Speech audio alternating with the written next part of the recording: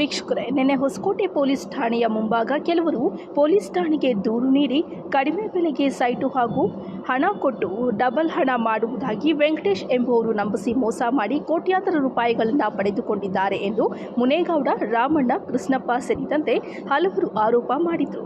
ಆದರೆ ಈಗ ವೆಂಕಟೇಶಪ್ಪನವರೇ ಖುದ್ದಾಗಿ ದಾಖಲೆಗಳ ಸಮೇತವಾಗಿ ನಮ್ಮ ಮಾಧ್ಯಮದ ಮುಂದೆ ಬಂದು ಅವರು ಕೊಟ್ಟಿರುವ ಆರೋಪ ಸುಳ್ಳು ಎಂದಿದ್ದಾರೆ. ಆದರೆ ಸಾಕ್ಷಿಯಾಗಿ ದಾಖಲೆಗಳ ಸಮೇತವಾಗಿ ಬಂದು ಮಾತನಾಡಿದ್ದಾರೆ. ಹಾಗಾದರೆ ಮುನೇಗೌಡರ ಹೇಳಿಕೆಗೂ ವೆಂಕಟೇಶಪ್ಪನವರ ಹೇಳಿಕೆ ಏನು ವ್ಯತ್ಯಾಸಗಳಿವೆ? ದಾಖಲೆಗಳು ಯಾರ ಬಳಿ ಇವೆ, ಯಾರ ಬಳಿ ಇಲ್ಲ? ದಾಖಲೆಗಳು ಸುಳ್ಳಾದರೆ ನಾನು ಜೈಲಿಗೆ ಹೋಗಲು ರೆಡಿ ಅಥವಾ ಅವರಿಗೆ ಕೊಡಬೇಕಾದ ಹಣ ಕೊಡಬೇಕಾದ್ರೆ ಅದಕ್ಕೂ ರೆಡಿ ಇದ್ದೇನೆ ಎಂದು ವೆಂಕಟೇಶಪ್ಪ ಅವರು ಹೇಳಿದ್ದಾರೆ. ಹಾಗಾದರೆ ಅವರು ಹೇಳಿದ್ದೇನು? ಈ ಎಲ್ಲದರ ಬಗ್ಗೆ ಡೀಟೇಲ್ ಆಗಿ ಇಲ್ಲಿದೆ, ಒಮ್ಮೆ ನೋಡಿ. ಸರ್, ನಾವು SV ಡೆವಲಪರ್ಸ್ ಅಂತ ಹೇಳಿಬಿಟ್ಟು ನಾವು ಒಂದು ಲೇಔಟ್ನ ಡೆವಲಪ್ಮೆಂಟ್ ಮಾಡಿ ಜಮೀನು ನಾವೇ ಪರ್ಚೇಸ್ ಮಾಡಿ ಲೇಔಟ್ಗಳನ್ನ ಕೆಲವೊಂದು ಲೇಔಟ್ ಡೆವಲಪ್ಮೆಂಟ್ ಆಗಿರೋದನ್ನು ಪರ್ಚೇಸ್ ಮಾಡಿ ಮಾರ್ಕೆಟ್ ಮಾಡಲಿಕ್ಕೆ ನಾವು ಆಫೀಸ್ ಓಪನ್ ಮಾಡಿಕೊಂಡು ಇದೇ ದೊಡ್ಡ ಆಫೀಸ್ ಮಾಡಿಕೊಂಡು ರಿಯಲ್ ಎಸ್ಟೇಟ್ ವ್ಯಾಪಾರ ಮಾಡ್ತಾಯಿದ್ದೀವಿ. ಈ ಮಧ್ಯದಲ್ಲಿ ಮುನೇಗೌಡ ನಮಗೆ ಒಂದು ಇನ್ವೆಸ್ಟ್ಮೆಂಟ್ ಕಂಪ್ನಿಯಲ್ಲಿ ಕೆಲಸ ಮಾಡ್ತಾ ಇದ್ದ. ಮೊದಲು ಕಣ್ವನಲ್ಲಿ ಮಾಡ್ತಾ ಇದ್ದ, ಆವಾಗ ಪರಿಚಯ ಆಗಿದ್ದ. ಅದರಲ್ಲಿ ಸುಮಾರು ಜನಕ್ಕೆ ಇನ್ವೆಸ್ಟ್ಮೆಂಟ್ ಮಾಡಿಸಿ ಮೋಸ ಮಾಡಿದ್ದಾನೆ. ಅದು ಕೇಸ್ ನಡೀತಾ ಇದೆ. ಸೊ ಹಾಗೆ ಪರಿಚಯ ಆಗಬೇಕಾದ್ರೆ ಒಂದು ದಿವಸ ನಾವು ಆಫೀಸಲ್ಲಿ ಇರಬೇಕಾದ್ರೆ ಕೆಳಗಡೆ ಟೀ ಕುಡಿಯಲ್ಲೊಂದು ಹೊರಗಡೆ ಬಂದಾಗ ಮುನೇಗೌಡ ಕಾಣಿಸ್ಕೊಂಡು, ಏನು ಸರ್ ಇಲ್ಲಿದ್ದೀರಾ, ಯಾಕೆ ನೀವು ಏನು ಬಿಸ್ನೆಸ್ ಮಾಡ್ತಾಯಿದ್ದೀರಾ ಅಂತಂದಾಗ, ಇಲ್ಲಪ್ಪ ನಾವು ರಿಯಲ್ ಎಸ್ಟೇಟ್ ಬಿಸ್ನೆಸ್ ಮಾಡ್ತಾಯಿದ್ವಿ, ಬಂದು ಯಾರನ್ನ ನಿಮ್ಗೆ ಗೊತ್ತಿರೋರು ಇದ್ದರೆ ತೊಗೊಂಡೋಗು, ಕೊಡಿಸು, ಏನಾದರೂ ನಿಮ್ಮವ್ರು ಯಾರು ತೊಗೊಂಡ್ರೆ ನಾವು ಕಮಿಷನ್ ಕೊಡ್ತೀವಿ, ಆ ಥರ ಇದ್ದರೆ ನೀವು ಕಮಿಷನ್ ಬೇಸಿಸಲ್ಲಿ ನೀನು ಬೇಕಾದ್ರೆ ನೀನು ಇರ್ಬೋದು ಅಂತ ಹೇಳಿದಾಗ ಹಂಗೆ ಪರಿಚಯ ಆಗಿ ಒಂದು 10 ರಿಂದ 12 ಜನ, ಸುಮಾರು ಜನನ 10 ರಿಂದ 12 ಜನನ ಕರ್ಕೊಂಡು ಬಂದಿದ್ದ ಆಫೀಸ್ಗೆ. ಇದರಲ್ಲಿ ನಾನು ಒಬ್ಬನೇ ಪಾರ್ಟ್ನರ್ ಅಲ್ಲ, ನಾನು ನಮ್ಮ ಸ್ನೇಹಿತರು ಶಾಕೀರ್ ಅಹಮದ್ ಅಂತ ಇಬ್ಬರು ಇದ್ದೀವಿ. ಅವರು ಆಫೀಸ್ಗೆ ಅವರು ಇದ್ದರು. ಅವ್ರ ಕಾರಲ್ಲಿ ನಮ್ಮ ಕಾರಲ್ಲಿ ನಾವು ಅವ್ರು ಕರ್ಕೊಂಬಂದಿದ್ದ ಜನಗಳನ್ನ ಕರ್ಕೊಂಡೋಗಿ ಲೇಔಟ್ ತೋರಿಸಿ ಅವ್ರಿಗೆ ಊಟ ವಸತಿ ಎಲ್ಲ ₹1 ನಾವು ಯಾವುದೇ ರೀತಿಯಲ್ಲಿ ₹1 ಅವ್ರ ಹತ್ರ ಈಸ್ಕೊಳ್ತಾ ಇರಲಿಲ್ಲ. ಆಮೇಲೆ ಅವ್ರ ಪ್ರೊಫೈಲ್ ಕರೆಕ್ಟಾಗಿದ್ದರೆ ಬ್ಯಾಂಕ್ಗೆ ಕೊಟ್ಟು, ಬ್ಯಾಂಕಲ್ಲಿ ಸಿಬಿಲ್ ಎಲ್ಲ ಅವ್ರ ಪ್ರೊಫೈಲ್ ಕರೆಕ್ಟಾಗಿದ್ದರೆ ನಾವು ಲೋನ್ಗೆ ಎಲಿಜಿಬಿಲಿಟಿ ಕೊಡ್ತಾಯಿದ್ವಿ. ಲೋನ್ ಯಾರು ಅವ್ರ ಕಡೆಯಿಂದ ಕರ್ಕೊಂಬಂದಿರೋ ಒಬ್ಬರು ಎಲಿಜಿಬಿಲಿಟಿ ಆಗಲಿಲ್ಲ. ಸುಮ್ಮನೆ ಆಗ್ಬಿಟ್ಟಿವಿ ನಾವು ಸುಮ್ಮನೆ ಆಗ್ಬಿಟ್ವಿ. ಅದಾದ ನಂತರ ಆ ಜನಗಳು ಬರಲಿಲ್ಲ. ಹೋಗಿ ಬಂದಿರೋರು ಕೂಡ ಎಲಿಜಿಬಿಲಿಟಿ ಯಾವಾಗ ಆಗಲಿಲ್ವ ಅವಾಗ ಯಾರೂ ವಾಪಸ್ ಬರಲಿಲ್ಲ. ನಾವು ಸುಮ್ಮನೆ ಆಗಿದ್ವಿ. ಅವಾಗ ಮುನೇಗೌಡ ಎದ್ಕೊಂಡು, ಏನು ಸರ್ ನಾವು ಯಾರನ್ನ ಕರ್ಕೊಂಬಂದ್ರೂ ಎಲಿಜಿಬಿಲಿಟಿ ಆಗಿಲ್ಲ. ಈಗ ಕತ್ನಳ್ಳಿ ರಾಮಪ್ಪ ಅಂತ ಒಬ್ಬರಿದ್ದಾರೆ, ಅವರ ಒಬ್ಬ ಇನ್ವೆಸ್ಟರು ಅವರು. ನಾನು ಅಕ್ಷಯ್ ಫೌಂಡೇಶನಲ್ಲಿ, ಫ್ಯೂಚರ್ ಲೈಫ್ ಇಂಡಿಯಾನಲ್ಲಿ ಮತ್ತು SSS ಮತ್ತು ಸುಮಾರು ಕಂಪ್ನಿಗಳಲ್ಲಿ ಅವ್ರ ಹತ್ರ ಕೋಟಿ ದುಡ್ಡು ಇನ್ವೆಸ್ಟ್ಮೆಂಟ್ ಮಾಡಿಸ್ಬಿಟ್ಟಿದ್ದೀನಿ. ಅವು ಕೂಡ ಕೇಸುಗಳು ನಡೀತಾ ಸರ್ ಇವಾಗ ನಡೀತಾ ಇದೆ. ಅವ್ರ ಹತ್ರ ನಾನು ದುಡ್ಡು ನಿಮಗೆ, ನಾನು ಬಿಸ್ನೆಸ್ ಮಾಡಲು ನನ್ನ ಮಗಳಿಗೆ ಮದುವೆ ಮಾಡಬೇಕು ಮತ್ತು ಮನೆ ಚೇಂಜ್ ಮಾಡಬೇಕು, ನಾನು ಸ್ವಲ್ಪ ದುಡ್ಡು ಎತ್ಕೊಳ್ತೀನಿ, ನೀವು ಸ್ವಲ್ಪ ದುಡ್ಡು ಎತ್ಕೊಳ್ಳಿ, ಏನು ತೊಗೊಳ್ತೀವಿ ಅದರಲ್ಲಿ ಅರ್ಧ ಎತ್ಕೊಂಡು ಬಿಸ್ನೆಸ್ ಮಾಡ್ಕೊಳ್ರಿ, ನೀವೇನೋ ಮಾಡ್ಕೊಳ್ಳಿ ಅಂದರೆ ಮಾಡ್ಕೊಳ್ಳಿ ಅಂತ ಹೇಳಿದಾಗ, ಸರಿ ಆಯ್ತಪ್ಪ ನಡಿ ಅಂತ ಮನೆಗೆ ಕರ್ಕೊಂಡು ಹೋದ್ರು. ರಾಮಪ್ಪನ ಯಾರೋ ನನಗೆ ಗೊತ್ತಿರಲಿಲ್ಲ. ಸರಿ ಮನೆಗೆ ಕರ್ಕೊಂಡೋಗಿ ಸರಿ ಮಾತಾಡಿದ್ದಾದ್ಮೇಲೆ ಆಯ್ತು, ಒಂದು 2-3 ದಿವಸ ಬಿಟ್ಕೊಂಡು ಹೇಳ್ತೀನಪ್ಪ ಅಂದರು. ಆಯಿತು ಸರ್ ಅಂತ ಹೇಳಿದ್ಮೇಲೆ 2-3 ದಿವಸ ಬಿಟ್ಕೊಂಡು ಮುನೇಗೌಡ ಬಂದು ಅಣ್ಣ ಕರೀತಾ ಇದ್ದಾರೆ, ಬನ್ನಿರಿ ಹೋಗೋಣ ಅಂತಂದರು. ಸರಿ ಹೋದ್ಮೇಲೆ ಅವರು ₹50 ಲಕ್ಷ ನಗದು ರೂಪದಲ್ಲೇ ಕೊಡಲಿಕ್ಕೆ ಇದು ಮಾಡಿದ್ರು. ಸರಿ ಅಣ್ಣ, ನಾವು ನಗದು ರೂಪ ಮಾಡೋದಿದ್ರೆ ಅದಕ್ಕೆ ದಾಖಲಾತಿ ಬೇಕು, ಸುಮ್ಮನೆ ನೀವು ಕೊಟ್ಟರೆ ನಾವು ತೊಗೊಂಡು ಹೋಗೋಕ್ಕೆ ನಾವು ರೆಡಿ ಇಲ್ಲ, ಅದು ನೀವೇನು ಕೊಡ್ತೀವಿ ಅದಕ್ಕೆ ಕರಾರು ಪತ್ರ ಮಾಡಿಸ್ಕೊಳ್ಳೋಣ, ಅಗ್ರಿಮೆಂಟ್ ಮಾಡಿಸ್ಕೊಂಡು ನೀನು ಕೊಡು ಅಂತೇಳಿ ನಾವು ಹೋಗಿ ಅವ್ರ ಹತ್ರ ಮನೆಯಲ್ಲಿ ಹೋಗಿ ಅಗ್ರಿಮೆಂಟ್ ಮಾಡಿಕೊಂಡು ಆತ 25 ಲಕ್ಷ, ನಾನು 25 ಲಕ್ಷ ತೊಗೊಂಡು ಬಂದ್ವಿ. ಅದಕ್ಕೆ ಸಂಬಂಧಪಟ್ಟಿದ್ದ ಅಗ್ರಿಮೆಂಟು ಈ ಥರ ಇದೆ.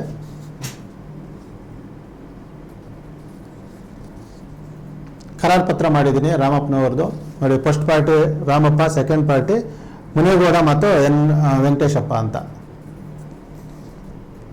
Second party. ಇಬ್ಬರು ಹೋಗಿ ನಾವೇನು ಮಾಡಿದ್ವಿ, ನಗದು ರೂಪದಲ್ಲಿ ಕೊಟ್ಟಿರ್ತಕ್ಕಂಥ ಹಣವನ್ನು ತಗೊಂಡು ಬಂದ್ವಿ. 1 ತಿಂಗಳು ಆದ ನಂತರ ನಮಗೆ ಬಿಸ್ನೆಸ್ಸಲ್ಲಿ ವೇರಿಯೇಷನ್ ಆಗಿದ ತಕ್ಷಣ, ನಾನು ಒಂದು ಕಂತು ಕೊಟ್ಟಿದ್ದ ತಕ್ಷಣ ಮುನೇಗೌಡ ಕೊಡಲಿಲ್ಲ ಅವ್ರಿಗೆ ಅಗ್ರಿಮೆಂಟ್ ಮಾಡಿರೋ ಪ್ರಕಾರ. ನಾನೇನು ಮಾಡಿದೆ, ಅಪ್ಪ ಈಗ ನಂಗೆ ಬಿಸ್ನೆಸ್ಸಲ್ಲಿ ವೇರಿಯೇಷನ್ ಆಗಿದ್ದರಿಂದ ನಿಂದು ನಾನು ಕಟ್ಟೋಕ್ಕಾಗಲ್ಲ, ನಡಿ ನಾನು ತಗೊಂಡಿರ್ತಕ್ಕಂಥ ಅಮೌಂಟ್ ವಾಪಸ್ ಕೊಟ್ಬಿಡೋಣ, ನಡಿ ರಾಮಪ್ಪನ ಹತ್ರ ಹೋಗಿ ರಿಕ್ವೆಸ್ಟ್ ಮಾಡಿಕೊಂಡು ಅವ್ರ ದುಡ್ಡು ವಾಪಸ್ ಕೊಟ್ಬಿಡೋಣ ಅಂತ ಹೋಗಿ ಕರ್ಕೊಂಡು ಹೋಗಿ ಅವ್ರ ಮನೆಯಲ್ಲಿ ಮಾತಾಡಿಸಿ ರಾಮಪ್ಪನವ್ರ ಹತ್ರ ನಾವು ಮಾಡ್ಕೊಂಡಿರ್ತಕ್ಕಂಥ ಅಗ್ರಿಮೆಂಟ್ ಕ್ಯಾನ್ಸಲ್ ಮಾಡಿ ಶರ ಬರೆದು, ನಾನು ಮೊದಲು ಏನು ಚೆಕ್ಗಳು ಕೊಟ್ಟಿದ್ದೀನೋ ಆಕ್ಸಿಸ್ ಬ್ಯಾಂಕ್ ಚೆಕ್ಗಳು ಕೊಟ್ಟಿದ್ದೀನಿ, ಆಕ್ಸಿಸ್ ಬ್ಯಾಂಕ್ ಚೆಕ್ಗಳು ಮೊದಲು ಏನು ಕರಾರು ಪತ್ರ ಮಾಡಿದ್ವಿ ಆ ಅಗ್ರಿಮೆಂಟ್ಗೆ ಮಾಡಿಕೊಟ್ಟಿದ್ವಿ.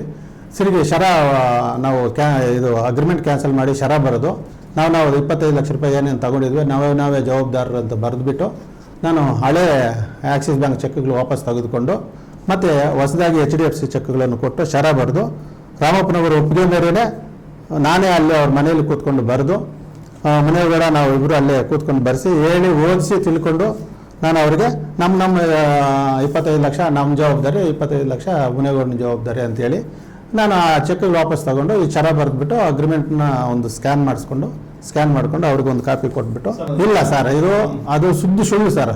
ಯಾವುದೇ ಕಾರಣಕ್ಕೂ ನಾನು ಆ ಥರ ಮಾಡಿಲ್ಲ. ಅಮೌಂಟ್ ರಿಸೀವ್ ಮಾಡ್ಕೊಳ್ಳೋಕ್ಕೂ ಇಬ್ಬರು ಸಿಗ್ನೇಚರ್ಸ್ ಇದೆ. ಬೇಕಾದ್ರೆ ಲ್ಯಾಬ್ಗೆ ಇದಕ್ಕೆ ಹೋಗಲಿ, FSLಗೆ ಹೋಗಲಿ, ನಾನು ಅದು ಕಾನೂನುಬದ್ಧವಾಗಿ ನಾನು ರೆಡಿ ಇದ್ದೀನಿ. ನಾನು ಅದು ಇದಕ್ಕೆ ಕಳಿಸ್ಲಿ.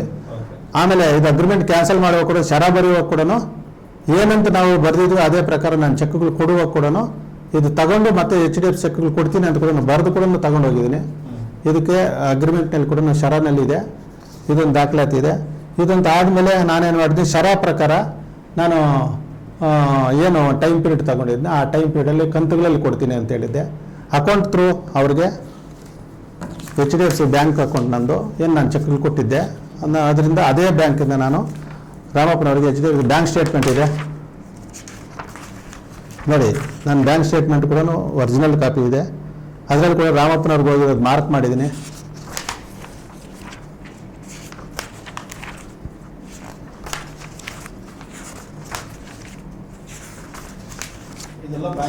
ಇದೆಲ್ಲ ಬ್ಯಾಂಕ್ ಸ್ಟೇಟ್ಮೆಂಟ್ ಕೊಟ್ಟಿದ್ದೀನಿ. ಮತ್ತು ನಗದು ರೂಪದಲ್ಲಿ ಕೊಟ್ಟಿರ್ತಕ್ಕಂಥದ್ದಕ್ಕೆ ಅದು ಬಿಟ್ಟು ನಗದು ರೂಪದಲ್ಲಿ ಕೊಟ್ಟಿದ್ದಕ್ಕೆ ಹ್ಯಾಂಡ್ಮೆಂಟ್ಗಳು ಕೊಟ್ಟಿದ್ದೀನಿ. ಅದಕ್ಕೆ ಸಾಕ್ಷಿ ಮುನೇಗೌಡ ಕೂಡ ಹಾಕಿದ್ದಾನೆ. ಸುಮಾರು ಎಲ್ಲನೂ ನಾನು ಒರಿಜಿನಲ್ ಹ್ಯಾಂಡ್ಮೆಂಟ್ಸ್ ರೆವಿನ್ಯೂ ಸ್ಟಾಂಪ್ ಹಾಕಿ ನಾನು ಕೊಟ್ಟಿದ್ದೀನಿ.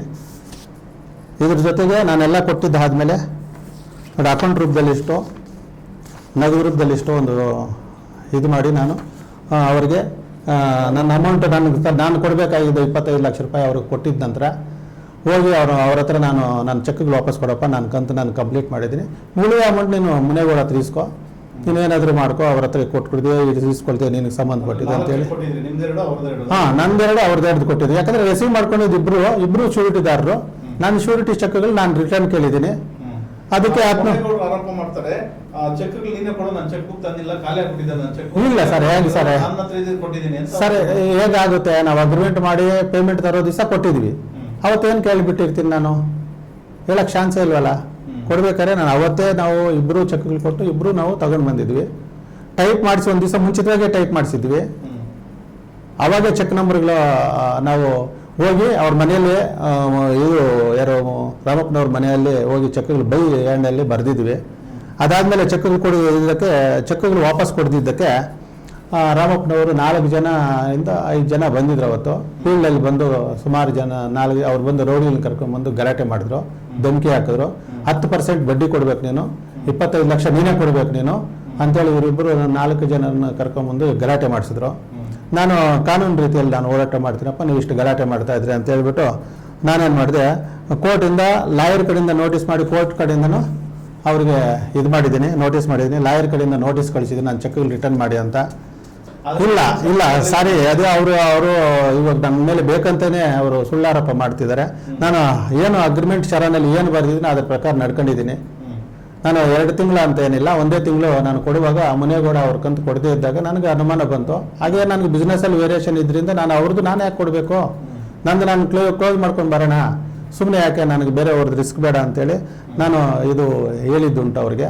ಸರಿ ನಾನು ಕ್ಲಿಯರ್ ಮಾಡಪ್ಪ ಆಯಿತು ಅಂತೇಳಿ ಅವತ್ತು ಒಪ್ಕೊಂಡು ದುಡ್ಡುಗಳೆಲ್ಲ ತೊಗೊಂಡಿದ್ದ ಆದಮೇಲೆ ನಂದು ಚೆಕ್ಗೆ ರಿಟರ್ನ್ ಕೊಡಿ ಅಂತ ಕೇಳಿದ್ರೆ, ಜನನ ಕರ್ಕೊಂಬಂದು ರೌಡಿಸಮ್ ಮಾಡಿ 10% ಕೊಡಬೇಕು, 25 ಲಕ್ಷ ರೂಪಾಯಿ ನೀನೇ ಕೊಡಬೇಕು, ಇಲ್ಲಾಂದರೆ ನಿನ್ನ ಅವಮಾನ ಮಾಡ್ತೀರಿ. ಮುಂದೆ ಟಿ ವಿಗಳಲ್ಲಿ ಮಾತಾಡಿರೋದು ಇದೆ ನನ್ನ ಹತ್ರ, ಮುನೇಗೌಡ ನಿನಗೆ ಟಿ ವಿಗಳಲ್ಲಿ ಅವಮಾನ ಮಾಡ್ತೀನಿ, ಹಂಗೆ ಮಾಡಿಸ್ಬಿಡ್ತೀನಿ, ಹಿಂಗೆ ಮಾಡಿಸ್ಬಿಡ್ತೀನಿ, ನನ್ನ ಕತೆ ನಿನ್ಗೆ ಗೊತ್ತಿಲ್ಲ ಅಂತ ಹೇಳ್ಬಿಟ್ಟು ರೌಡಿಗಳು ಕರ್ಕೊಂಡು ಧಮಕಿ ಹಾಕಿದ್ರು.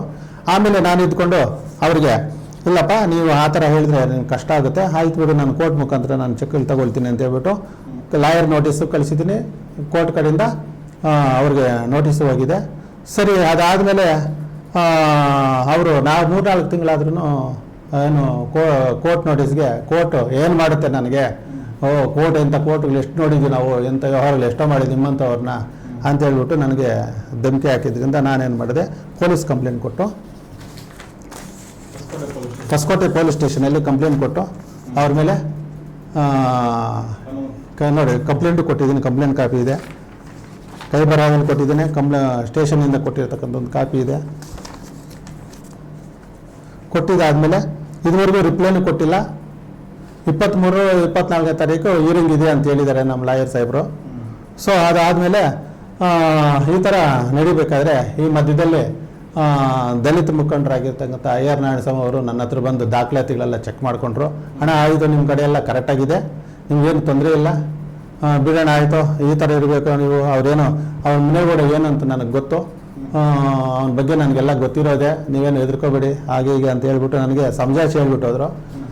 ಸಮಜಾಯಿಸಿ ಹೇಳ್ಬಿಟ್ಟು ಹೋಗಿ ನನ್ನ ಜೊತೆ ಚೆನ್ನಾಗೇ ಇದ್ದಾರೆ, ಇವಾಗಲೂ ಚೆನ್ನಾಗಿದ್ದಾರೆ, ಏನೋ ಅಂತ ಗೊತ್ತಿಲ್ಲ ನಮಗೆ ಅವ್ರ ವಿಚಾರ. ಅದು ನಾನು ಇನ್ನೊಂದು ಎಪಿಸೋಡಲ್ಲಿ ಬಂದಾಗ ನಾನು ವಿವರವಾಗಿ ಹೇಳ್ತೀನಿ ಅವ್ರ ಬಗ್ಗೆ. ಆಮೇಲೆ ಆದಮೇಲೆ ನಾನು ಅದಕ್ಕಿಂತ ಮುಂಚೆ ರಾಮಪ್ಪನ ಹತ್ರ ನಾವು ತಗೊಂಡು ಬಂದಿರತಕ್ಕಂಥ ದುಡ್ಡಿಗೆ ಮುನೇಗೌಡ ಕಡೆಯಿಂದ ಕೂಡ ನಾನು ಒಂದು ಕನ್ಸೆಂಟ್ ಡೀಡ್ ಮಾಡಿದ್ದೀನಿ. ಒರಿಜಿನಲ್ ಇದು ಈ ಸ್ಟಾಂಪ್ ಪೇಪರು ಕನ್ಸೆಂಟ್ ಡೀಡ್ ಮಾಡಿ ಇಬ್ಬರು ನಾವು ತಗೊಂಡಿದ್ವಿ. ಇಬ್ಬರು ರಾಮಪ್ಪನವರಿಗೆ ಅವರವರು ಜವಾಬ್ದಾರಿಯಿಂದ ಕ್ಲಿಯರ್ ಮಾಡಬೇಕು ಅಂತ ಹೇಳಿ ಕೂಡ ಬರೆಸ್ಕೊಂಡು ಇಬ್ಬರು ಸೈನ್ ಮಾಡಿದ್ದೀವಿ. ಸೈನ್ ಮಾಡಿ ಕನ್ಸೆಂಟ್ ಡೀಡ್ ಮಾಡಿಸಿ ಅವತ್ತು ತಗೊಂಡಿರೋ ಡೇಟ್ ಹಾಕಿದ್ದೀನಿ. ಅವತ್ತು ಈ ಸ್ಟಾಂಪು ರಾಮಪ್ಪನ ಮಾಡಿಕೊಟ್ಟಿರ್ತಕ್ಕಂಥ ಸರ್ಟಿಫಿಕೇಷನ್ ನಂಬರ್ ಹಾಕಿದ್ದೀನಿ, ಡೇಟು ಹಾಕಿದ್ದೀನಿ. ಹಾಗಾಗಿ ಈ ಒಂದು ಕನ್ಸೆಂಟ್ ಡೀಡ್ ಮಾಡೋಕ್ಕೆ 2-3 ತಿಂಗಳು ನನ್ನ ಹತ್ರ ನನಗೆ ಸುತ್ತಾಡಿಸ್ಬಿಟ್ಟ. ತುಂಬ ಕಷ್ಟಪಟ್ಟು ಇದನ್ನು ಆತನಿಗೆ ಆತನ ಹತ್ರ ನನ್ನ ಸಿಗ್ನೇಚರ್ಸ್ ತಗೊಂಡು ನೀನು ಕೊಡಪ್ಪ ಅಂತ ಹೇಳ್ಬಿಟ್ಟು ಆಮೇಲೆ ನನಗೆ ಆಯ್ತಣ್ಣ ನೀನು ತಗೊಂಡಿರೋದು ನಿಜ ಕೊಡೋಕ್ಕೇನು ಅಂತೇಳಿ ಕೊಟ್ಟ.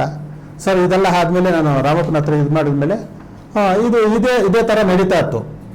ಇವಾಗ ಕೋರ್ಟ್ ನೋಟಿಸ್ ಕಳಿಸಿದ್ಮೇಲೆ ಏನಾದರೂ ಮಾಡಿ ಇತನಿಗೆ ಅವಮಾನ ಮಾಡಬೇಕು, ಸಮಾಜದಲ್ಲಿ ಇತನ ಗೌರವ ತೆಗಿಬೇಕು, ಹಾಗೆ ನಾನು ನ್ಯೂಸ್ ಪೇಪರಲ್ಲಿ ಕೊಡ್ತೀನಿ ಅಂತ ಮೊದಲೇ ಹೇಳಿದ್ದ. ಅದೇ ಥರನೇ ನನಗೆ ನ್ಯೂಸ್ಗಳಲ್ಲಿ ಅದು ಇದು ಹೇಳಿಕೆ ಕೊಟ್ಟು ನನ್ನ ಮೇಲೆ ಮಾನ ಮರ್ಯಾದೆ ಹಾಕ್ತಾ ಇದ್ದಾರೆ. ನಾನು ಇವ್ರಿಗೆ ಇವತ್ತು 7ನೇ ತಾರೀಕಿಗೆ ಮಾನನಷ್ಟ ಮೊಕದ್ದಮೆ ಕಂಪ್ಲೇಂಟ್ ಕೊಟ್ಟಿದ್ದೀನಿ. ಸಾಹೇಬರು ಕೂಡ ಕರೆಸಿ ಅದರ ಬಗ್ಗೆ ನಾನು ಇಬ್ಬರನ್ನೂ ಕರೆಸಿ ನಾನು ಮಾತಾಡ್ತೀನಿ ಅಂತ ಹೇಳಿದರು. ಸರಿ ಆಯಿತು ಅಂತೇಳಿ ನಾನು ಇದು ಮಾಡಿದ್ದೀನಿ. ಇದ್ರ ಮಧ್ಯದಲ್ಲಿ ಕೂಡ ಕೃಷ್ಣಪ್ಪ ಎಂ ಅನ್ನೋರು ಕೂಡ ಅವ್ರ ಜೊತೆ ಸೇರ್ಕೊಂಡಿದ್ದಾರೆ. ಪೂಜೆನಗರದ ಕೃಷ್ಣಪ್ಪ ಎಂ ಅಂತ ಅವರು ಕೂಡ ಅವರು ಯಾವುದೇ ಕಾರಣಕ್ಕೂ ನಾವು ಅವ್ರ ಹತ್ರ ಅವ್ರ ಏಜ್ ಆಗಿರೋರ ಹತ್ರ ನಾವು ದುಡ್ಡು ತಗೊಂಡಿಲ್ಲ, ದುಡ್ಡು ಕೇಳಿಲ್ಲ. ಅವರೇ ನಾವು ಒಂದು 2 ವೀಲರ್ ಶೋರೂಮ್ ಮಾಡ್ಕೊಳ್ತೀನಿ. ನಾನು ನಿಮ್ಮ ಕಂಪ್ನಿಯಲ್ಲಿ SSVS ರಿಯಲ್ಟಿ ಪ್ರೈವೇಟ್ ಲಿಮಿಟೆಡ್ ಕಂಪ್ನಿಯಲ್ಲಿ ನಾನಲ್ಲಿ ಕೆಲಸ ಮಾಡ್ತಾಯಿದ್ದೆ ಮೊದಲು ಡೈರೆಕ್ಟರಾಗಿ. ಆವಾಗ ಆತನು ನಮಗೆ 5 ಲಕ್ಷ ರೂಪಾಯಿ ಕೊಟ್ಟಿದ್ದು. 5 ಲಕ್ಷ ರೂಪಾಯಿ ಆತನು ಬೇಡಣ್ಣ ನಿಮ್ಮ ಅಕೌಂಟಿಗೆ ಹಾಕ್ಕೊಳ್ಳಿ. ಆವಾಗ ನಮ್ಮದು ಅಕೌಂಟು ರನ್ನಿಂಗಲ್ಲಿ ಇನ್ನೂ ಬರಬೇಕಾಗಿತ್ತು. ಸೊ ಹಾಗಾಗಿ ಏನಾಯಿತು, ನಾವು ನಮ್ಮ ಅಕೌಂಟ್ಗೆ ಹಾಕ್ಕೊಂಡು ನಾವೇನು ಮಾಡಿದ್ವಿ, ಇವರಿಗೆ ಒಂದು ಹೊಸಕೋಟೆ ತಾಲೂಕು ಡೀಲರ್ಶಿಪ್ ಕೊಡೋಣ ಅಂತ ಒದ್ದಾಡ್ತಾ ಇದ್ವಿ. ಸರಿ, ಅದು ಪ್ರೊಸೆಸಿಂಗ್ ನಡೀತಾ ಇತ್ತು. ಲೀಗಲ್ ಡಾಕ್ಯುಮೆಂಟೇಷನ್ GST ಎಲ್ಲ ಬರಬೇಕಾಗಿತ್ತು, ಬರಲಿಲ್ಲ. ಸರಿ, ಬಂದಮೇಲೆ ಎಲ್ಲ ಮಾಡೋಣ ಅನ್ನೋಷ್ಟೊಳಗಡೆ ಈತನು ಪೂಜಾನಗರದಲ್ಲಿ ದೊಡ್ಡಗಟ್ಟಿ ನಬ್ಬಿನಲ್ಲಿ ಅವ್ರದ್ದು 20 ಕುಂಟೆ ಜಮೀನು ಅವ್ರ ಮಗಳಿಗೆ ಇದು ಮಾಡಿಕೊಟ್ಟಿದ್ದ, ಏನು ದಾನಪತ್ರ ಮಾಡಿಕೊಟ್ಟಿದ್ದ.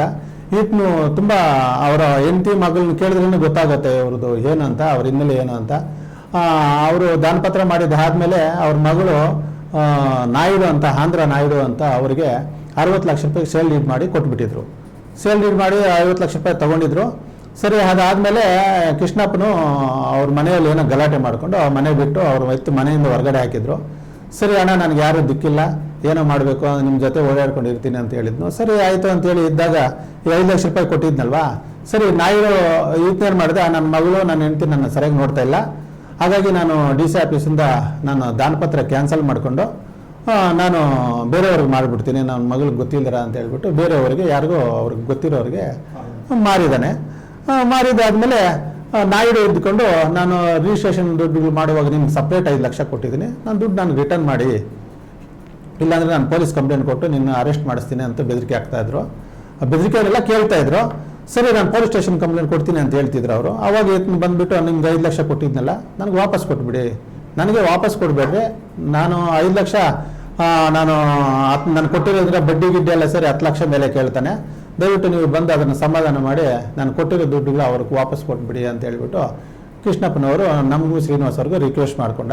ಸರಿ ಆತ್ಮ ಇದು ನಮಗೆ ಯಾವ ದುಡ್ಡು ಬೇಡ, GSTನೂ ಮತ್ತು ಇದು ಲೀಗಲ್ ಪ್ರೊಸೆಸ್ಗೆ ಒಂದು ಪ್ಲೇಸ್ಮೆಂಟ್ ಬೇಕಲ್ಲ ಶೋರೂಮ್ಗೆ, ಇದೆಲ್ಲ ಮಾಡೋಕ್ಕೆ ಆತನ ಕೈಲಿ ಆಗಲ್ಲ, ಸುಮ್ಮನೆ ಯಾಕೆ ಇವ್ರದ್ದು ನಮ್ಮ ದುಡ್ಡು ಬೇಡ ನಮಗೆ ಅವ್ರ ದುಡ್ಡು ಅಂತೇಳಿ ನಾವೇನು ಮಾಡಿದ್ವಿ, ಅವ್ರ ಹತ್ರ ನಾಯ್ಡು ಹತ್ರ ಹೋಗಿ ಮಾತಾಡಿಕೊಂಡು ಸುಮಾರು 8 ಜನ ಹೋಗಿದ್ವಿ. ಅವ್ರ ಹತ್ರ ಮಾತಾಡಿ ಏಜ್ ಆಗಿರೋರ ಹತ್ರ ನೀವೇನಪ್ಪ ಬಡ್ಡಿ ಕಾಸಲ್ಲಿ ಎಷ್ಟು ತಗೋಬೇಡಿ ಅಂತೇಳಿ ನಾವು ಅವ್ರ ಹತ್ರ ಮಾತಾಡಿದಾಗ ಆಯ್ತು ಅಂತೇಳಿ ಅವರು ಸಾಕಷ್ಟು ಸಾರಿ ಅವರು ಇವ್ರ ಕತೆ ನಿಮ್ಗೆ ಗೊತ್ತಿಲ್ಲ, ಇವ್ರು ತುಂಬ ಮೋಸಗಾರರು ಅಂತವ್ರು ನೀವು ಸಪೋರ್ಟ್ ಬರಬೇಡ್ರಿ, ನೀವು ದಯವಿಟ್ಟು ಹೋಗ್ರಿ ಅಂತ ರಿಕ್ವೆಸ್ಟ್ ಮಾಡಿದ್ರು ಅವರು. ಆದರೂ ನಾವು ಅವ್ರ ಹತ್ರ ರಿಕ್ವೆಸ್ಟ್ ಮಾಡಿಕೊಂಡು ಒಪ್ಪಿಸಿದ್ವಿ. ಒಪ್ಪಿಸಿದಾದ್ಮೇಲೆ ನೋಡಪ್ಪ ಕೃಷ್ಣಪ್ಪನವ್ರು ಕೊಟ್ಟಿಲ್ಲ ಅಂದರೆ ನಾವೇ ಕೊಡ್ತೀನಿ ಅವ್ರ ಪರವಾಗಿ ಅಂತ ಹೇಳ್ಬಿಟ್ಟು ನಾವು ಶ್ರೀನಿವಾಸ್ ಅವ್ರಿಗೆ ಹೋಗಿ ಅವ್ರಿಗೆ 5 ಲಕ್ಷ ರೂಪಾಯಿ ಸೆಟ್ಲ್ಮೆಂಟ್ ಮಾಡಿದ್ವಿ. 5 ಲಕ್ಷ ಒಪ್ಕೊಂಡ್ರು ಸೆಟ್ಲ್ಮೆಂಟ್ ಮಾಡಿದೆ. ಅದನ್ನೇ ಇವರು ಕೃಷ್ಣಪ್ಪ ಅವರು ನನ್ನ ಮೇಲೆ ಒಂದು ಕಂಪ್ಲೇಂಟ್ ಕೊಟ್ಟಿದ್ರು ಹೊಸಕೋಟೆ ಪೊಲೀಸ್ ಸ್ಟೇಷನಲ್ಲಿ. ಸಾಹೇಬರು ನನಗೆ ಹೊಸಕೋಟೆ ಪೊಲೀಸ್ ಸ್ಟೇಷನಲ್ಲಿ ಕರೆದುಬಿಟ್ಟು ಈ 5 ಲಕ್ಷ ಸಂಬಂಧಪಟ್ಟ ಅವತ್ತು ಏನು ನಾವು ಕೊಡಬೇಕಾಗಿತ್ತು ಆ ಅಮೌಂಟನ್ನೆಲ್ಲ ನಾವು 4 ಜನ ಮುಖಾಂತರ ತೀರ್ಮಾನ ಮಾಡಿ ಹಣವನ್ನು ಪೊಲೀಸ್ ಸ್ಟೇಷನ್ ಮುಖಾಂತರ ಅಲ್ಲಿ ಕೊಟ್ಟಿದ್ದೀವಿ ಅಂತೇಳಿ ಕೃಷ್ಣಪ್ಪ ಹೇಳಿಕೆ ಕೊಟ್ಟಿದ್ದಾರೆ ಸ್ಟೇಷನಲ್ಲಿ. 25 ಲಕ್ಷ ರೂಪಾಯಿ ಸುಳ್ಳು ಸರ್. ಅದು ನಮಗೆ ಅದು ಗೊತ್ತಿಲ್ಲ, ಅದನ್ನ ಬೇಕಂತಲೇ ಇವತ್ತು ನನ್ನ ಮಾನವ ತೆಗೆಕ್ಕೆ ಈ ಥರ ಅವ್ರ ಜೊತೆ ಸೇರಿಕೊಂಡು ಕುತಂತ್ರ ಮಾಡ್ತಿದ್ದಾನೆ ಯಾರ್ದೋ ಮಾತು ಕೇಳಿಕೊಂಡು. ಸೊ ಹಾಗಾಗಿ ನಾನು ಹೇಳಿಕೆಯನ್ನು ಸ್ಟೇಷನಲ್ಲಿ ಮಾಡಿಕೊಟ್ಟಿದ್ದಾನೆ, ಸ್ಟೇಷನ್ ಕಾಪಿ ಇದು. ಸ್ಟೇಷನಲ್ಲಿ ನಾನು ಇಷ್ಟೆಲ್ಲ ಕಾಪಿಗಳು ಇಟ್ಕೊಂಡು ನಾನು ಈ ಥರ ಇರುವಾಗ ಇವರು ನನ್ನ ಮಾನವ ತೆಗೆಕ್ಕೆ ಈ ಥರ ಎಲ್ಲರೂ ಉಡ್ಡೆ ಹಾಕ್ಕೊಂಡು ಮುನೇಗೌಡ ಇದಕ್ಕೆಲ್ಲ 3 ಕಾರ್ಡ್ ಕಟ್ತನು. ಮುನೇಗೌಡನ ರಾಮಪ್ಪನ ಯಾಕೆ ಮಾಡಿದ್ದಾರೆ ಅಂದರೆ ಮುನೇಗೌಡನ ಆಪೋಸಿಟ್ ಕಟ್ಕೊಂಡ್ರೆ ರಾಮಪ್ಪನಿಗೆ ಬೇರೆ ಕಡೆ ಇನ್ವೆಸ್ಟ್ಮೆಂಟ್ಗಳೆಲ್ಲನೂ ಲಾಸ್ ಆಗುತ್ತೆ. ಹಾಗಾಗಿ ಮುನೇಗೌಡ ಮತ್ತು ರಾಮಪ್ಪನು ಸೇರಿಕೊಂಡು ಕೃಷ್ಣಪ್ಪನ ಜೊತೆ ಹಾಕೊಂಡು ಇನ್ನು ಯಾರ್ಯಾರ ಹತ್ರ ಎಷ್ಟೆಷ್ಟು ಇನ್ವೆಸ್ಟ್ಮೆಂಟ್ಗಳೆಲ್ಲ ತಗೊಂಡಿದ್ದಾರೆ, ಯಾವುದೇ ಏನೋ ಅದು ನನಗೆ ಗೊತ್ತಿಲ್ಲ, ನನಗೆ ಹೇಳಿ ಮಾಡಿಲ್ಲ ಅವರು, ನನಗೆ ಅದ್ರ ಗಂಧನೇ ಗೊತ್ತಿಲ್ಲ. ತಗೊಂಡು ಹೋದ್ಮೇಲೆ ಅವ್ರ ಮಗಳ ಮದುವೆ ಮಾಡ್ಬೇಕು ಅಂದ್ಕೊಂಡು ಹೋದ, ಏನು ಮಾಡ್ಕೊಂಡ್ರು ಅವ್ರಿಗೆ ಗೊತ್ತಿಲ್ಲ ಅದು. ಆಮೇಲೆ ಮುನೇಗೌಡ ಇದು ಚೈನ್ ಲಿಂಕ್ ಕಂಪನಿಗಳಲ್ಲಿ ಅವತ್ತರಿಂದ ಇದ್ದಾನೆ, ಸುಮಾರು ವರ್ಷಗಳಿಂದ ಇದ್ದಾನೆ. ಇವತ್ತು ಇಲ್ಲ ಅದೆಲ್ಲ ನೇಮಕಾಣಿಸ್ತಿದೆ ಅದನ್ನ ಹೇಳೋದು. ಇವತ್ತು ವಾಟ್ಸಪ್ ಸ್ಟೇಟ್ಮೆಂಟ್ ನೋಡಿ, ಇದು ಸ್ಟೇಟಸ್ ನೋಡಿ, ನಾನು ಇವಾಗ ತೋರಿಸ್ತೀನಿ ಬೇಕಾರೆ. ಮಾಡಿದ್ದಾರೆ ಸುಮಾರು ಕೇಳಿದಾಗ ವೆಂಕಟೇಶಪ್ಪನ ಕೊಟ್ಬಿಟ್ಟಿದ್ದೀನಿ, ಈ ದುರುದ್ದೇಶ ಹಳೇದು ಇಟ್ಕೊಂಡು ವೆಂಕಟೇಶಪ್ಪನ ಕೊಟ್ಟಿದ್ದೀನಿ ಬರ್ರಿ ನಿಮ್ಗೆ ವಸೂಲು ಮಾಡಿಸ್ಕೊಡ್ತೀನಿ ಅಂತೇಳಿ ನನ್ನ ಮೇಲೆ ಹೇಳ್ಬಿಟ್ಟು ಅವ್ರನ್ನ ಕರೆಸ್ಬಿಟ್ಟು ನಮಗೆ ಸುಮ್ಮನೆ ಇವರು ಗೆರವ್ ಥರ ಇದು ಮಾಡಿಸ್ಬಿಟ್ಟು ನನ್ನ ಮೇಲೆ ಎಲ್ಲರನ್ನೂ ಕರೆಸ್ಬಿಟ್ಟು ವೆಂಕಟೇಶಪ್ಪನ ಕೊಡಿಸಿದ್ದೀನಿ, ಅದಕ್ಕೆ ಅವ್ರ ಹತ್ರ ಕಂಪ್ಲೇಂಟ್ ಕೊಟ್ಟರೆ ನಿಮ್ಮ ದುಡ್ಡು ಎಷ್ಟೋ ಒಂದಷ್ಟು ಬರ್ತದೆ ಬನ್ನಿರಿ ಅಂತ ಜನಗಳು ಕರ್ಕೊಂಡು ಬಂದು ನನ್ನ ಮೇಲೆ ಸುಮ್ಮನೆ ಸುಳ್ಳಾಪಾದನೆ ಮಾಡಿ ಕಂಪ್ಲೇಂಟ್ ಕೊಡ್ತೀನಿ ಅಂತ ಬೆದರಿಕೆ ಆಗ್ತಾ ಇದ್ದಾರೆ.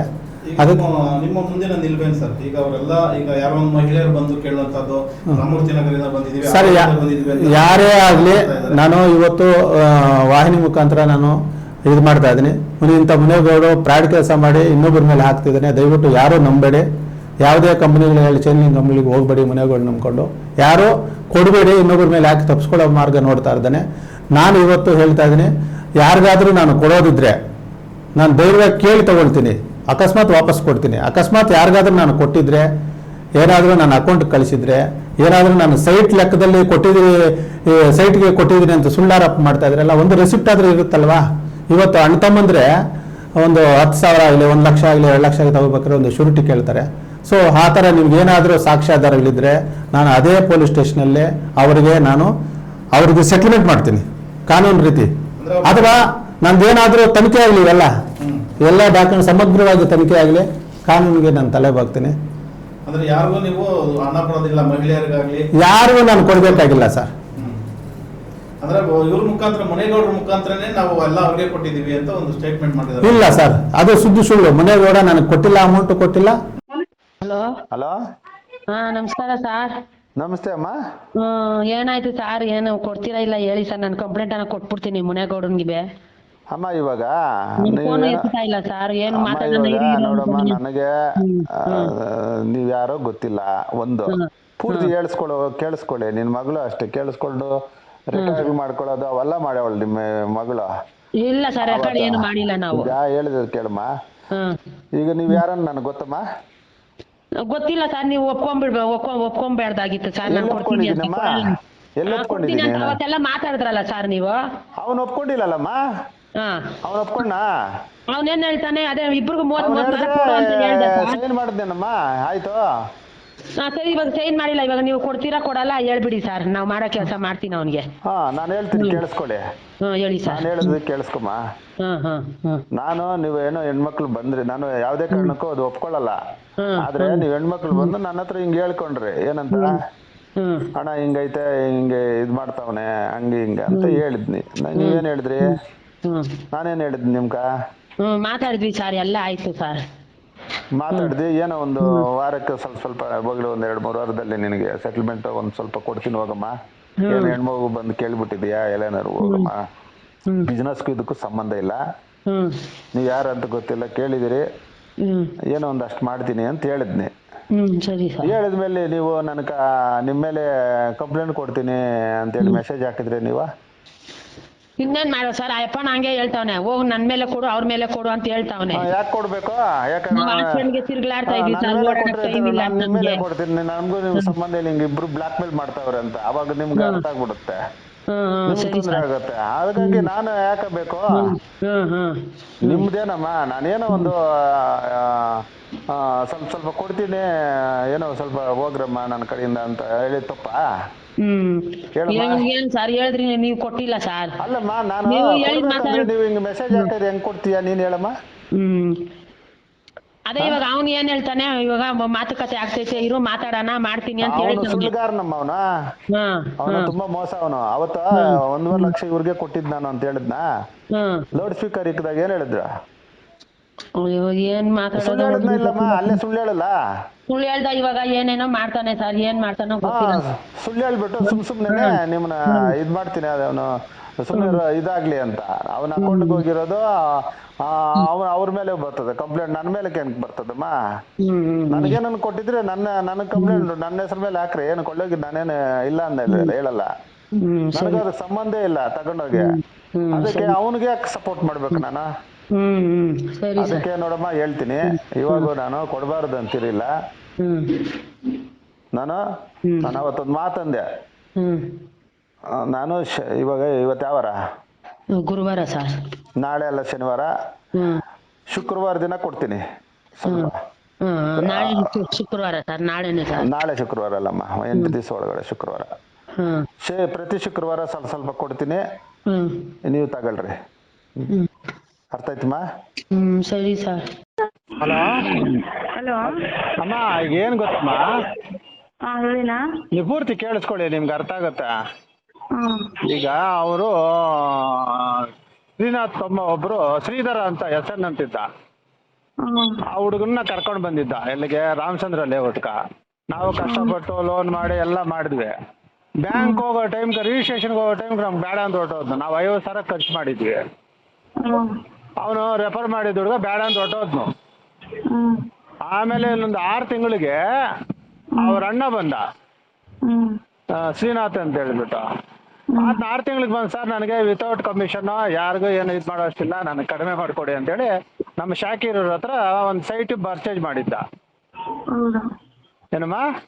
ಪರ್ಚೇಸ್ ಮಾಡಿ ಅವರು ತಗೊಂಡು ಹೋಗಿದ್ರು.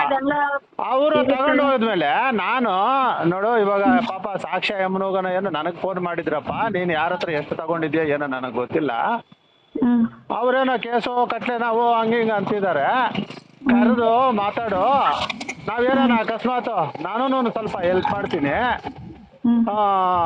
ಸುಮ್ಮನೆ ನಾನು ಸೈಟ್ ಕಮಿಷನ್ ಅದು ಇದು ಅಂತ ಹೇಳ್ಬಿಟ್ಟು ಏನಾದರೂ ಒಂದು ಇದು ಮಾಡ್ತೀನಿ, ನಾನು ಸ್ವಲ್ಪ ಹೆಲ್ಪ್ ಮಾಡ್ತೀನಿ, ನೀನು ಸ್ವಲ್ಪ ಹಾಕ್ಕೊಂಡು ಪಾಪ ಅಮ್ಮನಿಗೆ ಏನೋ ಬಗೆಹರಿಸು ಅಂತ ನಾನು ಹೇಳಿದ್ನಮ್ಮ. ಅದಕ್ಕೆ ನಿಮ್ಗೊಂದ್ಸರಿ ಫೋನ್ ಮಾಡಿದ್ನಮ್ಮ ನಿಮ್ಗ. ಆಮೇಲೆ ಅವ್ನು ಫೋನೇ ತೆಗಿಲ್ಲಮ್ಮ, ಎಷ್ಟು ಇದು ಕೊಟ್ರು. ಆಮೇಲೆ ನೆನ್ನೆ ಬೇಕಾದ್ರೆ ಗೀತಮ್ಮನು ಅಂತ ಒಬ್ಬ ಅಮ್ಮನಿದ್ದಾಳೆ ಕೇಳಿ, ನನ್ನ ಕರ್ಸಿದ್ದ. ಯಾರೋ ರಾಮಮೂರ್ತಿ ನಗರನೋ ಯಾರಮ್ಮ, ಆ ಅಮ್ಮನ ಯಾರನ್ನೋ ಕರ್ಸಿದ್ದ. ಕರ್ಸ್ಬಿಟ್ಟು, ನೋಡಮ್ಮ 1.5 ಲಕ್ಷ ನಾನು MTFಗೆ ಹಾಕ್ಬಿಟ್ಟಿದ್ದೀನಿ, ಎಲ್ಲ ಇವ್ರಿಗೇನೆ ಹಾಕಿರೋದು ನೋಡಮ್ಮ ಅಂತ ಹೇಳ್ತಾವನೆ. ಆಮೇಲೆ ನೋಡಮ್ಮ, ತಾಯಮ್ಮನ ಯಾರೋ ನನಗೆ ಗೊತ್ತೇ ಇಲ್ಲ, ಯಾರೋ ಅವ್ರ ಆಯಮ್ಮನ ಮಗಳನ್ನ ಕರ್ಕೊಂಡು ಬಂದವನೆ, ಕಳಿಸ್ಬಿಟ್ಟು ಆಫೀಸ್ಗೆ ನಡೀರಿ ಅಂತ ಹೇಳ್ಬಿಟ್ಟು ಕಳ್ಸವನೆ. ಕೇಳಿದ್ರೆ ಆಮೇಲೆ ಯಾರ ಹತ್ರಮ್ಮ ನೀನು ಹಾಕಿರೋದು ಅಂತ ಕೇಳಿದೆ ಅವನ ಎದುರುಗಡೆನೆ. ನಾನು ಬಾಲರಾಜ್ ಅಕೌಂಟ್ಕ ಅಂತ ಹೇಳಿದ್ರು. ಬಾಲರಾಜ್ ಅಕೌಂಟ್ಗೆ ಆಮೇಲೆ ಬಾಲರಾಜ್ಗೆ ಇಮಿಡಿಯೇಟ್ ಲೌಡ್ ಸ್ಪೀಕರ್ ಫೋನ್ ಮಾಡಿದೆ, ಕೇಳಿಸ್ಕೊಳ್ರಿ ಅಂತ. MTFಗೆ ಎಷ್ಟು ಹಾಕಿದ್ದಪ್ಪ ಅಂದ್ರೆ, ಹಣ ನಾನು ಹಾಕಿರೋದು ಎಮ್ಮೊಂದು 55,000 MTFಕ, ಅದ್ರಾಗೂ ಸ್ವಲ್ಪ ವಾಪಸ್ ಹೋಗಿದೆ, ನನಗೆ ಅಷ್ಟು ಬಿಟ್ರೆ ಬೇರೆ ಏನು ಗೊತ್ತಿಲ್ಲ ಅಣ್ಣ ಅಂತಂದ ಅವನು. ಕೇಳಿಸ್ಕೊಂಡೇನಪ್ಪ? ಕೇಳಿಸ್ಕೊಂಡು ಯಾಕ 1.5 ಲಕ್ಷ ವೆಂಕಟೇಶಪ್ಪನ ಕೊಟ್ಟಿದ್ದೀನಿ ಅಂತ ಯಾಕಯ್ಯ ಸುಳ್ಳು ಹೇಳ್ತೀಯಾ? ತಗೊಂಡ್ಬಿಟ್ಟ ಎಮ್ಮನ ಹತ್ರ. ನನ್ನ ಮೇಲೆ ಯಾಕೆ ಹೇಳ್ತೀಯಪ್ಪ? ದುಡ್ಡು ದುಡ್ಡಿಲ್ಲ ಕೊಟ್ಟಿಲ್ಲ ಅಂತ ಯಾಕೆ ಹೇಳ್ತೀಯ? ಏನೋ ಸಮಸ್ಯೆಗಳಾಗಬಾರ್ದು ಅಂತ ಹೇಳ್ಬಿಟ್ಟು ನೀನು ಅದನ್ನ ಸರಿ ಮಾಡ್ಕೊಳಪ್ಪ ಅಂತ ಹೇಳಿತ್ತಪ್ಪ. ಅಲ್ಲಿಗೂ ಹೇಳಿದ್ನಮ್ಮ, ಏನೋ ನೋಡಮ್ಮ, ನೀವೇನು ನಮ್ಮ ಹತ್ರ ಬಂದಿದ್ರೆ ಒಂದು 10,000 ರೂಪಾಯಿ ಕೊಡ್ತೀನಿ, ಹೋಗಮ್ಮ, ನಮ್ಮ ಆಫೀಸ್ವರೆಗೂ ಬಂದಿದ್ಯಾ, ಹೋಗಮ್ಮ ಅಂತ ಹೇಳ್ಬಿಟ್ಟು ಕಳಿಸ್ಬಿಟ್ಟಮ್ಮ ಎಮ್ಮನ್ನ. ಇವನು ಒಪ್ಕೊಂಡು ಏನಮ್ಮ, ಆಯ್ತು ಒಪ್ಕೊಂಡು ಒಂದು ಸಿಗ್ನೇಚರ್ ಮಾಡೋ, ನಾನು ಏನನ್ನ ಬಾದ್ಬಿದ್ದು ವರ್ಕೌಟ್ ಮಾಡಿಕೊಡ್ತೀನಿ, ನೀನು ರೆಫರ್ ಮಾಡಿದ ಸೈಟ್ ಅಲ್ಲ ಅದು ಆಕ್ಚುಲಿ, ನಾನು ಏನಾನ ಆಫೀಸಲ್ಲಿ ಒಂದು ರೆಫರ್ ಮಾಡಿ ಸಾಕ್ಷ್ಯನೇ ಎಮ್ಮನ್ಗ ಇವ್ರಿಗೆ ಇಬ್ಬರಿಗೇನೋ ಸ್ವಲ್ಪ ಕೊಡೋಣ ಅಂತ ಹೇಳ್ಬಿಟ್ಟು ಒಪ್ಪಿಗೆ ಪತ್ರ ಬರೆಸಿದ್ದು ಅಲ್ಲೇ ನಿಲ್ಸ್ಕೊಂಡು ಒಪ್ಪಿಗೆ ಪತ್ರ ಬರೆಸ್ಬಿಟ್ಟ. ಮುನಿಯಮ್ಮನ ಕೇಳಮ್ಮ, ನಾನೇನು ಸುಳ್ಳು ಹೇಳಲ್ಲ, ಸೈನ್ ಮಾಡಿಬಿಟ್ಟು ಹೋಗಪ್ಪ ನೀವು ಒಪ್ಪಿಗೆ ಪತ್ರಕ್ಕೆ ಅಂದರೆ ಸೈನ್ ಮಾಡಿದ್ರ ಕೇಸ್ ಕೊಟ್ಕೊಳ್ಳಿ ಬಿಡು, ನನಗೇನಾಗಬೇಕು ಅಂತ ಹೇಳ್ಬಿಟ್ಟು ಓದ್ತಾವನಮ್ಮ. ನೀನು ನನ್ನ ಅಕೌಂಟ್ಗೆ ದುಡ್ಡು ಹಾಕವ್ರಮ್ಮ, ನನ್ನ ಮೇಲೆ ಕಂಪ್ಲೇಂಟ್ ಕೊಡ್ಲಿಕ್ಕೆ ಹೋಗ್ಲಿ. ನಾನು ಯಾರಿಗಾನ ಬಂದು ಕಾನ್ಸೆಪ್ಟ್ ಹೇಳಿದ್ದೀನಿ, ನನ್ನ ಮೇಲೆ ಗೂಬೆ ಕೊಡ್ಸಕ್ಕವನ ನಂಗೆಲ್ಲ ರೆಫರ್ ಮಾಡಿದ್ರು. ಓಕೆ, ಯಾರು ನಾನೇನು ರೆಫರ್ ಮಾಡಿದ್ನಮ್ಮ? ಯಾವತ್ತಾದ್ರೂ ನಾನು ರೆಫರ್ ಮಾಡಿದ್ದೀನಿ ನೋಡಮ್ಮ. ನಾನು ನಂದು ಲಾಸ್ ಆಗಿದೆ, ನಾನು ಕಮಿಷನರ್ ಕಂಪ್ಲೇಂಟ್ ಮಾಡಿದ್ದೀನಿ, ನಾನು ಸುಮ್ಮನೆ ಏನಿರಲಿಲ್ಲ. ನಾನೇನೋ ಸುಮ್ಮನೆ ಇದ್ಬಿಟ್ಟಿದ್ರೆ ನಂದು ತಪ್ಪಾಗೋದು. ನಾವೆಲ್ಲ ಸೇರಿ ಕಂಪ್ನಿ ನಮಗೆಲ್ಲ ಮೋಸ ಆಗಿದ್ದು. ನಿಮ್ಮದು ಅಪ್ಲಿಕೇಶನ್ ಹಾಕಿದ್ದೀನಿ ಅರ್ಜಿ, ಅವತ್ತು ಸಿಗ್ನೇಚರ್ ಮಾಡಿಕೊಟ್ರಲ್ಲ, ಕಮಿಷನರ್ ಹತ್ರ ಕಂಪ್ಲೇಂಟ್ ಐತೆ ಅದ್ರ ಬಗ್ಗೆ. ಅದು ಎನ್ಕ್ವೈರಿ ನಡೀತಾ ಇದೆ ಇವಾಗ, CCBನಲ್ಲಿ ಎನ್ಕ್ವೈರಿ ನಡೀತಾ ಇದೆ. ಆಲ್ರೆಡಿ ನಾವು ಕಂಪ್ಲೇಂಟ್ ಕೊಟ್ಬಿಟ್ಟಿದ್ದೀವಿ ಎಲ್ಲರದ್ದು ಸೇರಿಸಿ. ಹಂಗಾಗಿಬಿಟ್ಟು ನಾವು ಸುಮ್ಮನೆ ಇದ್ರೆ ನಮ್ಮ ತಪ್ಪಾಗ್ಬಿಟ್ಟಿರೋದು. ಇವತ್ತು ಯಾರೇ ಒಂದು ಕಂಪ್ಲೇಂಟ್ ಕೊಡೋದಾಗ್ಲಿ ಅದು ಮಾಡಿದ್ರೆ ನಮ್ಗೆ ತಪ್ಪಾಗ್ಬಿಟ್ಟಿರೋದು. ಹಂಗಾಗಿ ನಾವು ಕಮಿಷನರ್ಗೆ ಅವತ್ತೇ ಕಂಪ್ಲೇಂಟ್ ಕೊಟ್ಟು ಅಕ್ನಾಲಜ್ಮೆಂಟ್ ಇಟ್ಕೊಂಡಿದ್ದೀನಿ. ನಮಗೂ ಮೋಸ ಆಗಿದೆ, ನಮಗೆ ನ್ಯಾಯ ಮಾಡಿಕೊಡಿ ಅಂತ. ನಿಮ್ಮ ಹೆಸರು ಐತೆ ಅದರಲ್ಲಿ, ಆಯ್ತಾ? ಹಂಗಾಗಿ ನಾವು ಏನು ಮಾಡಿದ್ವಿ, ಮಾತಾಡ್ಕೊಂಡು ಅವತ್ತು ಕಂಪ್ಲೇಂಟ್ ಕೊಡ್ತಾ ಇದೀವಮ್ಮ. ಒಂದ್ ನಿಮಿಷ ಕೇಳಿ. ನೀವ್ ಎಷ್ಟು ಕೊಟ್ಟಿದ್ರೆ ಗೊತ್ತಿಲ್ಲಮ್ಮ. ಅವನು ಎಲ್ರಿಗೂ ಹಂಗಮ್ಮ, ನನ್ನ ಹತ್ರ ದುಡ್ಡು ತಗೊಂಡ್ಬಿಟ್ಟು ಕಾಸು ಕೊಟ್ಟಿಲ್ಲ ಅಂತನಮ್ಮ. ನೋಡಮ್ಮ, ನನ್ನ ಹತ್ರ ದುಡ್ಡು ತಗೊಂಡು ಇವಾಗ ನಮ್ಮ ಹತ್ರ 25 ಲಕ್ಷ ದುಡ್ಡು ತಗೊಂಡು ದುಡ್ಡು ಕೊಟ್ಟಿಲ್ಲ ಅಂತ ಹೇಳ್ತಾನಮ್ಮ. ಅಗ್ರಿಮೆಂಟ್ ಮಾಡಿಕೊಟ್ಟವನೆ, ದುಡ್ಡೇ ಕೊಟ್ಟಿಲ್ಲ ಅಂತನಮ್ಮ. ಒರಿಜಿನಲ್ ಅಗ್ರಿಮೆಂಟ್ ಇದೆ, ನಾನು ಮುಂದೆ ಕೊಡ್ತೀನಿ ಬಾಮ್ಮ ಓದಿವೆ. ಎಲ್ಲರ ಹತ್ರ ದುಡ್ಡು ಕೊಟ್ಟಿಲ್ಲ ಅಂತ ಹೇಳ್ಕೊಂಡು ಓಡಾಡ್ತಾನಮ್ಮ. ಅಗ್ರಿಮೆಂಟ್ ಸುಮ್ಮನೆ ಆಗ್ತದಮ್ಮ, ಅಗ್ರಿಮೆಂಟ್ಗಳು ಸುಮ್ಮನೆ ಆಗ್ತದಮ್ಮ. ಪ್ರಾಮಿಸರಿ ನೋಟ್ರಿ ಅದು ಕನ್ಸೆಂಟ್ ಡೀಡ್ ಮಾಡಿಕೊಟ್ಟೈತಮ್ಮ. ನಾವ್ ಯಾರ ಹತ್ರ ಸಾಲ ತಗೊಂಡ್ ಬಂದ್ವಿ ಅಮ್ಮ, ನಮಗ್ ಗೊತ್ತಿಲ್ಲಮ್ಮ. ಈಗ ನಾನೇನೋ ಅಮ್ಮ, ಇವಾಗ ನಾನೇನಂದ್ರೆ ಅವಂದೇ ಈಗ ನೋಡಮ್ಮ, ಈಗ ನಾನು ಏನೋ ಒಂದಷ್ಟು ಅಮ್ಮನಿಗೆ ಕೊಟ್ಬಿಡೋಣ. ಯಾರಿಗೆ ನಿನ್ಗೇನು ಬರಬೇಕು ಅದು ಅಮ್ಮನಿಗೆ ಕೊಟ್ಬಿಡೋಣ, ಕರಿ ಮಾತಾಡೋಣ ಅಂತೇಳಿ ಮೊನ್ನೆ ನಿನಗೆ ಫೋನ್ ಹಾಕಿದೆ. ಅದಕ್ಕೇನಮ್ಮ ಮೊನ್ನೆ ನೀವು ಕೇಳಿಸ್ಕೊಂಡಿಲ್ಲ, ಅಷ್ಟೊತ್ತಿಗೆ ಕಟ್ ಮಾಡಿಬಿಟ್ರಿ. ಆಮೇಲೆ ಸುಮಾರು ಸಾರಿ ಫೋನ್ ಮಾಡಿದ್ದು ತೆಗ್ದಿಲ್ಲ ನೀವು. ಕರಿ ಅಮ್ಮನಿಗೆ ಅಂದ್ರೆ ಕರೆದಿಲ್ಲಮ್ಮ ಅವನು, ಕರಿ ಅಂದ್ರೆ ಕರೆದಿಲ್ಲಮ್ಮ ಅವನ ನಿಮ್ನ. ಕರಿಯಪ್ಪ ಮಾತಾಡ್ಬಿಟ್ಟು ಅದೇನೋ ಹೆಲ್ಪ್ ಮಾಡಿ ಒಂದು 10,000 ಹೆಲ್ಪ್ ಮಾಡಿ. ನಂಗೆ ಚೆಕ್ ಬೌನ್ಸ್ ಆಗಿದೆ. ಯಾವಾಗಮ್ಮ? ಇವತ್ತಾದ್ರೆ ಇವತ್ತೇ ಕೊಟ್ಬಿಡಿ. ಇಲ್ಲಮ್ಮ, ಈಗ ಬೇಕಾದ್ರೆ ನಾನು ನೆಕ್ಸ್ಟ್ ವೀಕ್ ಅಡ್ಜಸ್ಟ್ ಮಾಡ್ಕೊಡ್ತೀನಮ್ಮ. ಈಗ ನೋಡಮ್ಮ, ಏನೋ ನೀವು ಕೇಳಿದ್ರಿ, ನಾನು ಒಪ್ಕೊಳ್ತೀನಿ, ಆದ್ರೆ ನೆಕ್ಸ್ಟ್ ವೀಕ್ ಕೊಡ್ತೀನಿ ಮಗನೇ. ದೇವರಣ್ಣ ನಮ್ಮ ಮಗಳು ಅನ್ಕೊಳಮ್ಮ, ನಾವೇನು ಆ ಥರ ಮೋಸ ಮಾಡಿದ್ದಿಲ್ಲ. ಏನೋ ಕೇಳಿದ್ಯಾ ಅದನ್ನ ನಾನು ಮಾಡ್ಕೊಳ್ತೀನಿ. ನಾವ್ ಯಾವ್ದೇ ನೆಟ್ವರ್ಕ್ ಹೋಗಿಲ್ಲಮ್ಮ, ಅದು ದರಿದ್ರ ಅದಕ್ಕೆ ಹೋಗ್ಬಿಟ್ಟು ಕಳ್ಕೊಂಡ್ಬಿಟ್ವಿ. ನಾನೇಲಿ ಬೇಡ ಅಂದ್ರು, ಸುಮ್ನೆ ಮೋಸ ಮಾಡ್ತಾರೆ, ನನ್ 3 lakhs ಮೋಸ ಹೋಗಿದ್ದೀನಿ ಬೇಡ ಅಂದ್ರು. ಮನೆಗೌಡ ಮಾತು ಕೇಳ್ಕೊಂಡು ನಾನೇನೋ ಒಂದಾಗುತ್ತೆ, ಯಾವಾಗ್ಲೂ ಕಂಪ್ನಿ ಕೆಲ್ಸಕ್ಕೆ ಹೋಗ್ತೀವಲ್ಲ, ನಾವು ಮೋಸ ಹೋದ್ವಿ ಸಲೆ ಬಿಸಾಗೋಯ್ತು. ನೀವು ಅಂದ್ರೆ ಸ್ವಲ್ಪ 1.5 lakh ಅಂದ್ರೆ ನಿಮ್ಗೆ ಕೇರ್ ಆಗಲ್ಲ. ಅಮ್ಮ ನಂದು ಎಷ್ಟು ಗೊತ್ತಮ್ಮ, ನಂದು 32 ಲಕ್ಷ ಅಮ್ಮ. ನೀವು 1.5 ಲಕ್ಷ ಅನ್ಕೊಂಡ್ಬಿಟ್ಟಿರಿ. ನಂದು 32 ಲಕ್ಷ ಹೋಗ್ಬಿಟ್ಟಿದ್ದು. ದೊಡ್ಡ ಬಿಸ್ನೆಸ್ ಸ್ಕ್ರೀನ್ ಶಾಟ್ ಎಲ್ಲ ಮಾಡಿಟ್ಟಿದ್ದೀನಮ್ಮ, ನೋಡಿ ಬನ್ನಿ. 32 ಲಕ್ಷ ಹೋಗ್ಬಿಡ್ತಮ್ಮ. ನಾನು ಅದನ್ನು ಫೈನಾನ್ಸ್ ತಗೊಂಡು ನಾನು ಹಾಕಿದ್ದು. ಇನ್ನ ನನಗೆ ಮುನೇಗೌಡ ನನ್ನ ಹತ್ರ ಮಗಳು ಮದುವೆ ಮಾಡಬೇಕು, ನಾನು ಖರ್ಚುಲ್ಕಿಲ್ಲ ಅವಾಗ ಅಂತ ಹೇಳ್ಬಿಟ್ಟು ಇನ್ನೊಂದು ಕಾಪಿ ಇದೆ. ನಾನು ಫೋನ್ ಪೇನಿಂದ ಆತನಿಗೆ ಕಳಿಸಿದ್ದೀನಿ. ಸುಮಾರು ಒಂದು 3-4 ಲಕ್ಷ ಕಳಿಸಿದ್ದೀನಿ. ಅದು ಕೂಡ ನಾನು ಕೇಳಬೇಕಂತಿದ್ದೀನಿ. ಆತ್ಮ ನಮಗೆ ಈ ಥರ 2 ಲಕ್ಷ ಕೊಟ್ಟ ನಮ್ಗೆ ಇಲ್ಲ ಸರ್, ಅದು ಕೆಲಸ ಈಗ ಮಾಡಿದ್ದೀರಾ? ಅದು ಅವ್ರ ಮಿಸ್ಸಸ್ ಅವರು ನನ್ನ ಜೊತೆ ಓಡಾಡ್ತಿದ್ದಾಗ ಅವ್ರ ಮಿಸ್ಸಸ್ದು ಒಂದು ಡಾಕ್ಯುಮೆಂಟೇಶನ್ ಕೊಟ್ಟಿದ್ರು, ಏನು ಪ್ರೊಫೈಲು ಲೋನ್ಗೆ ಕೊಟ್ಟಿದ್ರು. ಅವರು ಅಂಗಡಿ ಇತ್ತು, ಲೋನ್ಗೆ ಪ್ರೊಫೈಲ್ ಕೊಟ್ಟಿದ್ರು.